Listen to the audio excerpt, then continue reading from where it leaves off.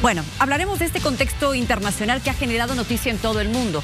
Se trata de lo sucedido en México, elecciones presidenciales, histórico. Por primera vez en los 200 años de la República, México elige a una mujer.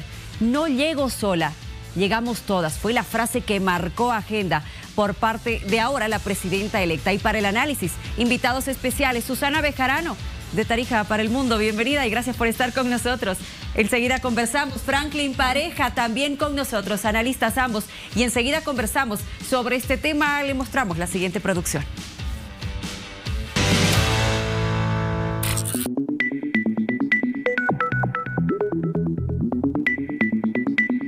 La candidata de Morena se impuso frente a sus adversarios, Gálvez y Álvarez, y será la sucesora de Andrés Manuel López Obrador. Se trata de Claudia Sheinbaum, que será la primera presidenta mujer en 200 años de historia de ese país. La científica de 61 años se autodefine como humanista, feminista de izquierda, demócrata y promueve la lucha contra el cambio climático y la defensa de las energías renovables. Con una larga trayectoria de la política mexicana, desde su militancia durante la juventud en la Universidad Autónoma de México, la UNAM, y hasta su jefatura de gobierno en la Ciudad de México, la futura mandataria dejó siempre en claro su extracción ideológica. Vamos a ampliar el acceso a los derechos del pueblo de México, la educación, la salud, la vivienda, la cultura. Vamos a seguir construyendo un verdadero estado de bienestar. Fue la promesa que hizo Sheinbaum ante toda su nación. Conózcanla ustedes, ella es la nueva presidenta de México, Claudia Sheinbaum.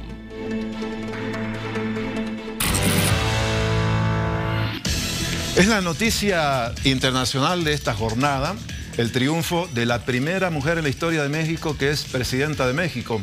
La más votada, además, es la que más ha obtenido votos. Franklin Pareja y Susana Bejarano nos van a ayudar a analizar varios temas aquí. Una mujer, dos mujeres en realidad llegaron a tener los más votos en un país machista, primer tema. Sí. Segundo, en realidad gana y se convierte en Morena, el partido nuevo, el nuevo que es hegemónico además en México, sí, después de toda la tradición que ha significado el PRI y el PAN. Sí. La alternancia, hay quienes dicen, bueno, partido único, a partir de ahora lo vamos a discutir. La presencia de Evo Morales en las cercanías de la propia nueva presidenta de México, más no la de Luis Arce Catacora. ¿Qué lectura tiene todo esto?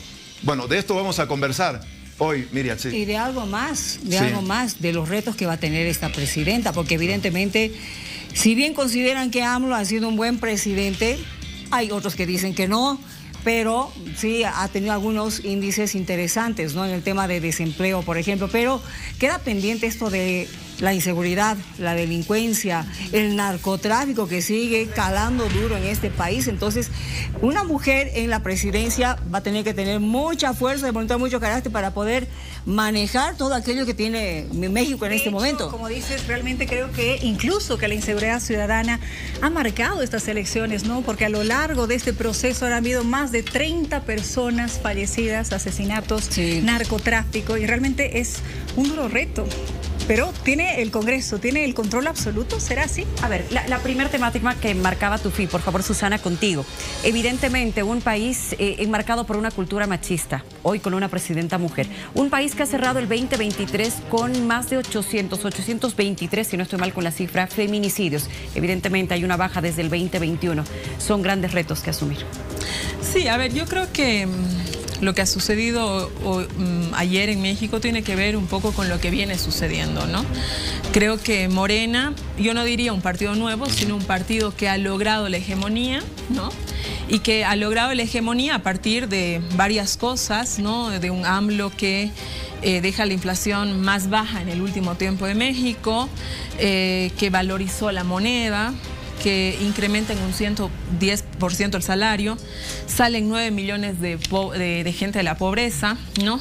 Y creo que además una nueva forma de comunicar y de hacer política, es decir, esta cuestión de las mañaneras, sí, y toda esta cuestión, y de empezar a generar un sentido común. A mí me parece que ahí no hay estas, digamos, retóricas que a veces escuchamos, no hay ni izquierda ni derecha, no nada. En México están claros que son de izquierda y es esa la ideología que ha venido AMLO AMLO discutiendo y defendiendo, es decir, dando una batalla cultural que me parece que ha tenido efectos en México. Cuando uno ve la votación de lo que ha sucedido el domingo, dice sí, esto ha tenido efectos en la batalla cultural, que definitivamente ha dado, digamos, luego vamos a hablar de Xóchitl Gálvez, una alianza inédita entre partidos que se supone que nunca se iban a unir frente a un hegemónico Morena, que no solamente hace todo lo que hace, sino que además se ocupa de algo, Luciana, y ahí voy a tu pregunta, que es generar espacios, ¿no?, de formación de nuevos liderazgos. Es decir, AMLO es el centro de la política, ha sido el centro de la política,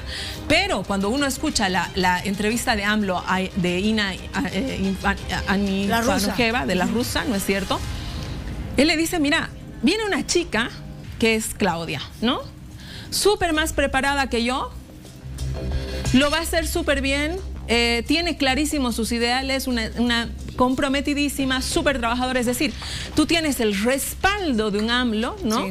Que más allá de exaltar su figura, etcétera, se encarga de generar, digamos, espacios en los nuevos liderazgos. Susana, permíteme, porque hubo algún momento en el que Franklin ha sonreído. Sí. ¿Por qué? ¿Qué te pareció gracioso? Efectivamente, lo que dice Susana con respecto a la unión entre el PRI y el PAN es una situación inédita, ¿no? Y el Además, PRD. Tradicional, claro. Pero estas dos fuerzas han marcado la historia de México y son antagónicas. Alternando en el poder. Claro, y con una supremacía notoria del PRI.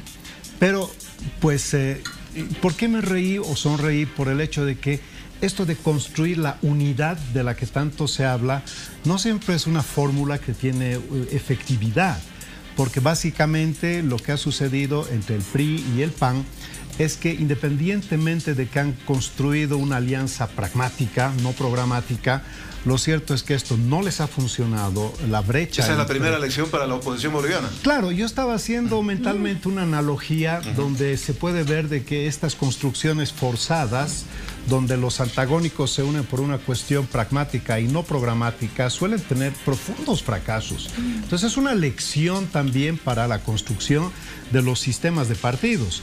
Morena es un partido relativamente joven. AMLO es indudable que ha mantenido su popularidad y eso le ha dado mucho fuelle a la señora Claudia Sheinbaum. Pero también es cierto que el perfil de Sheinbaum es radicalmente diferente al de López Obrador. Y eso esperemos que le devuelva o le dé mayor nivel de institucionalidad a México. Está claro que es una mujer, es una cuestión inédita, son 200 años, pero yo creo que no es el hecho de que sea mujer el gran dato, ¿no? Aunque es inédito, sino el hecho de que viene una persona en clave de un perfil tecnócrata. ¿Esa diferencia puede motivar algún problema de gobernabilidad? Dicen... Claramente el señor López Obrador tiene un potente liderazgo partidario y eso se mantiene. O sea, no se está yendo a los cuarteles de invierno. En México no hay reelección. Son 6 años y no hay más. Pero a diferencia de muchos estados, en México hay un hiperpresidencialismo. O sea, la figura del presidente mexicano probablemente sea de las más poderosas del mundo en cuestión de cuántas prerrogativas tiene un presidente. Hay muchos estados donde, por ejemplo, en el parlamentarismo, básicamente, pues las negociaciones son muy necesarias para hacer viable cualquier situación, pero en el presidencialismo hiperradicalizado como es el sistema mexicano, el presidente es una figura de muchísima autoridad y puede hacer muchas cosas, más aún viniendo ahora con una mayoría muy holgada en términos de senaturías y en términos de diputación. Dijo que no se iba a meter, AMLO, dijo que le iba a dejar gobernar. Pero para ti, Susana, ¿qué significa que las mujeres, porque los cargos principales están ya constituidos por mujeres, qué significa esto para el próximo gobierno? Bueno, yo creo que el reto es grandísimo, ¿no? En un país tan machista, lo señalaba Luciana, lo señalaba Tufi, en un país tan machista como México, el hecho de que 2 mujeres se hayan llevado, digamos, decirte, casi el 90% de los votos, ¿no? Yo creo que no es una situación que a muchos, digamos, en esa cuestión de las lógicas patriarcales, patriarcales, etcétera, los ponga demasiado cómodos y no sea una factura que no vaya a ser cara a pagar, ¿no? Es decir, creo que la evaluación a Claudia va a ser una evaluación, digamos, muchísimo más dura de lo que podría ser una evaluación de un presidente. Cuando tú ves las noticias de hoy plagadas en todos los periódicos, es ¿qué tiene que hacer Claudia en los próximos 100 días? ¿Cómo? Es decir, los ojos están puestos, digamos, en su condición de mujer, aunque no sea, yo coincido ahí con Franklin, el dato, digamos, central, para mí es lo que representa, lo que ideológicamente ella está proponiendo, etcétera, lo importante, pero el hecho de que sea mujer, por supuesto que la pone en una doble vara. Esto nosotras las mujeres lo conocemos, ¿no? Este doble, triple análisis por el que hay que pasar en cualquier espacio, mucho más cuando eres la presidenta de un país que en 200 años no ha tenido presidentes. Es decir, yo me imagino, ¿no?, que, bueno, teniendo en cuenta que hay un México que 36% sigue siendo pobres, le exigirán a Claudia que en los próximos 100 días baje la pobreza radicalmente. Y eso no se puede hacer así, ¿no es cierto? Pero, o el tema de lo de la violencia, el crimen organizado, los feminicidios que han acabado en 4.000 el año pasado, más o menos 7 u 8, entre 7 y 9 mujeres mueren al día en México, es una cifra escandalosa, es uno de los países del mundo con mayor cantidad de feminicidios. Por supuesto que la sola presencia de Claudia no va a desvanecer esto de un día para el otro, pero esas sí van a ser las exigencias. Ahora, un poco tratando de aterrizar a Bolivia, la política global y lo que había mucha expectativa por lo que iba a pasar en México, el Grupo de Puebla y su influencia en la izquierda boliviana misma, pero hay quienes dicen que Claudia representa más a una izquierda más tipo europea y AMLO un poco más en la clásica. ¿Cuánto potencia al Grupo de Puebla la elección de Claudia, o más bien le da un giro en estas circunstancias de una izquierda más europea, digamos? A ver, yo creo que lo que corresponde es que Claudia ha señalado que va a seguir ciertas cosas. Yo no creo que el tema de relaciones internacionales en cuanto a políticas y temas ideológicos vayan a variar tu fin. Yo no veo a una Claudia alejada cuando tú, digamos, le ves el perfil y el perfil que ella tiene desde la universidad y quién ha sido y cuáles han sido sus propuestas. Y si uno escucha, digamos, más allá de AMLO, le escucha solamente a ella en sus discursos y esas cuestiones, a mí no me parece que sea una izquierda muy distinta a la de AMLO, ¿no? Si uno escucha el discurso de ayer de Claudia, ella habla que evidentemente va a respetar la inversión privada. ¿Cómo respetó a AMLO? ¿Qué piensa Franklin? Bueno, ¿qué tipo de izquierda es la de Claudia? El Grupo de Puebla, su influencia en América Latina. En ese momento hay euforia en la izquierda boliviana. No así en la oposición. Uno revisa los tuits de los líderes de la oposición y no hay reacciones. Sí, saludos de parte de pronunciamiento, sí. Lo que pasa es que en términos geopolíticos, la corporación política transnacional, que es el Foro de Sao Paulo, que es la conjunción de partidos y fuerzas de izquierda, y el Grupo de Puebla, que es la conjunción de líderes de izquierda, esa es la diferencia, por lo menos mantiene una de sus principales bases, que es México, porque recientemente perdió Argentina. Sí. Con el kirchnerato tenían una fuerte base en Sudamérica, pero perdieron porque Milei tiene una visión absolutamente radical y 180 grados de diferencia.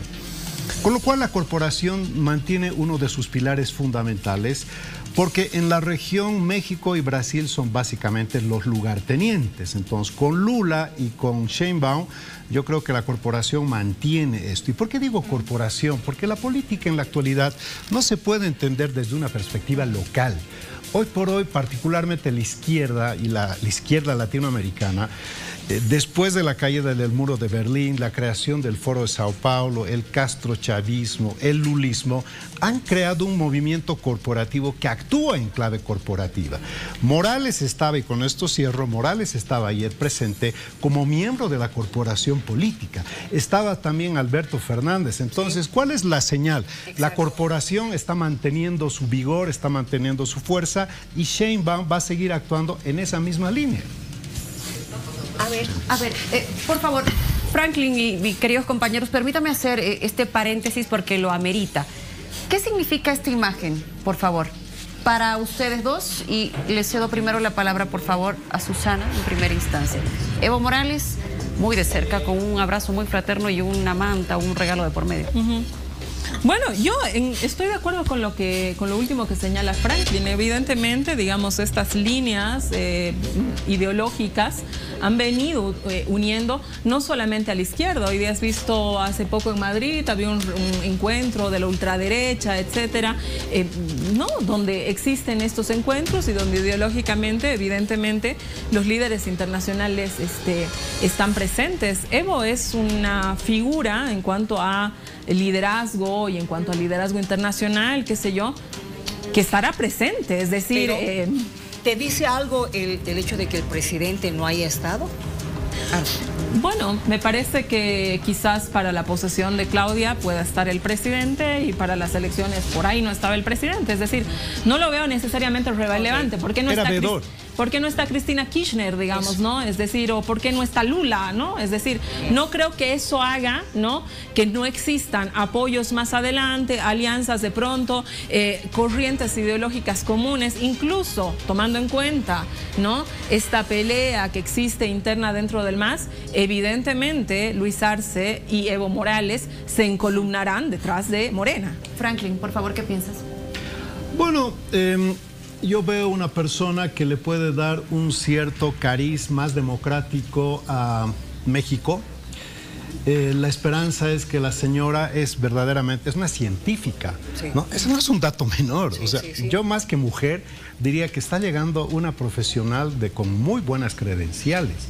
A diferencia de AMLO, que era un maestro de dudosa calidad, pero gran populista. Entonces, la señora verdaderamente puede darle un nuevo giro de calidad a México, que es un país muy poderoso, México, ¿no? Estamos hablando de otras líneas. Veo dos presidentes, uno muy desprestigiado y uno de los peores presidentes de Latinoamérica es el señor Fernández, pero ves la corporación política, pues ahí están, precisamente esta es la corporación política. O sea, se dan un abrazo, ¿por qué? Porque forman parte de una piña donde al calor de una acción corporativa, así funciona el Foro de Sao Paulo. Y lo que dice Susanita, que con esto coincido, hoy por hoy se está creando el Foro de Madrid, se ha creado el Foro de Madrid porque tarde se ha creado, pero lo que pasa es que si no funcionas como la corporación política transnacional de las fuerzas de izquierda, obviamente no vas a tener capacidad de acción. Pero tenés el Foro de Lima dentro también. De las identidades, claro, Susana, de las identidades de izquierda, tenés la izquierda de Boric, tenés la izquierda de Lula, tenés la izquierda de Maduro, tenés la izquierda de Castro o de Daniel Ortega. ¿A cuál de esas izquierdas se acerca más la nueva presidenta? Yo creo que es una izquierda democrática, ¿no? Es decir, yo no la asemejaría a Claudia con Boric. No sé, quizás incluso más cercana a Boric, pero sí, yo no la veo ni por casualidad cerca al presidente de Nicaragua, es decir, ni a Daniel Ortega, es decir, no. ¿Y les dice algo el hecho de que el presidente de Estados Unidos ya la haya felicitado?